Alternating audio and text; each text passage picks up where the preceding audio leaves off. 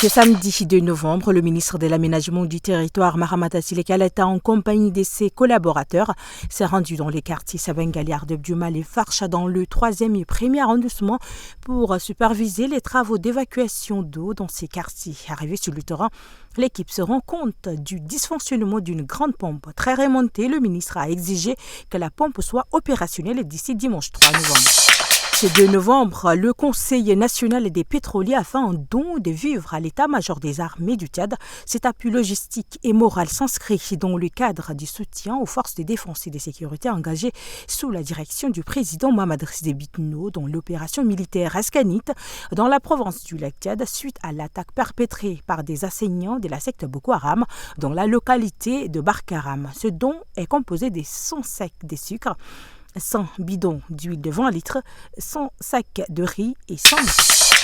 À travers une conférence de presse organisée ce 2 novembre, UNAPCLAS, en partenariat avec l'Institut français au Tchad, a lancé la 10e édition de Novembre numérique sous le thème « Le numérique pour lutter contre les discriminations ». Il est à noter que Novembre numérique se déroulera tout au long du mois de novembre avec des échanges sur des questions telles que les moyens par lesquels le numérique peut contribuer à réduire les inégalités et promouvoir l'inclusion sociale.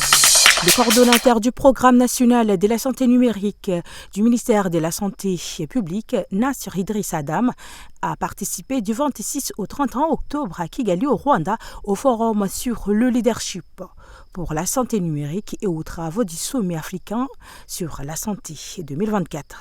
Ces assises de 5 jours ont permis aux participants d'échanger avec des experts en santé numérique des États membres de l'Union africaine en alignant les stratégies nationales sur la vision d'Africa CDC. La collaboration vise à identifier les synergies, à accélérer les initiatives de santé numérique et à terme à améliorer les résultats en matière de santé sur tout le continent. Le ministre de la Jeunesse et des Sports du Tchad, par ailleurs président de l'association francophone des comités nationaux olympiques, a dirigé ce 1er novembre à Lisbonne, au Portugal, la 14e Assemblée générale ordinaire de cette institution mondiale. Lors de cette Assemblée générale ordinaire, une résolution importante a été prise à l'unanimité.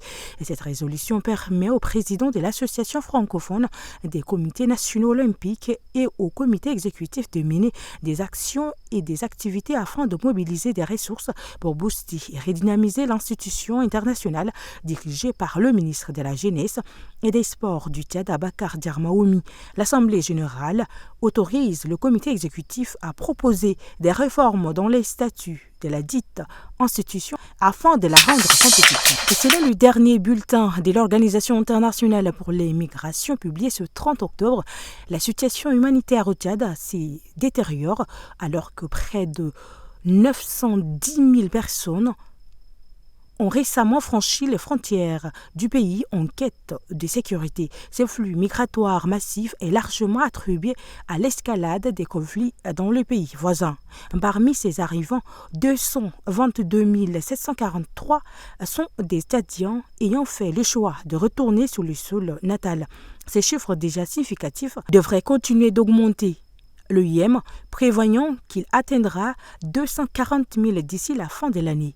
L'aggravation des conflits dans la région incite de nombreux citoyens à rentrer chez eux malgré les défis auxquels ils pourraient être confrontés à leur retour à leur vie.